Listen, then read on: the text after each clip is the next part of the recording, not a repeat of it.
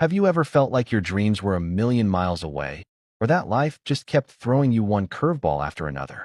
Today, I want to share a story that will give you incredible hope, the story of a young man named Joseph. Joseph was a dreamer, deeply loved by his father, Jacob.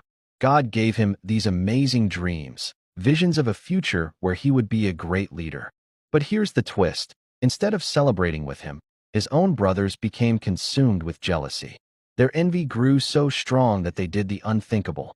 They sold Joseph into slavery and then lied to their heartbroken father, telling him his favorite son was dead. Imagine being Joseph, stripped of everything, and taken to a foreign land, Egypt. He ended up as a slave in the house of a high-ranking official named Potiphar. But even in this dark place, something remarkable happened. God was with Joseph. Everything he touched turned to gold, and he quickly earned Potiphar's trust, rising to manage the entire household. It seemed like things were finally looking up. But then, another disaster struck. Joseph was falsely accused of a terrible crime he didn't commit and was thrown into the darkness of a prison dungeon. Can you imagine the despair? Betrayed by his brothers, and now betrayed again. It would have been so easy for him to give up, to become bitter and angry at God. But Joseph held on to his faith. Even in prison, God's favor didn't leave him. He was given the ability to interpret other people's dreams, bringing a glimmer of hope to his fellow prisoners. Years passed, slow, painful years in that cold, dark cell.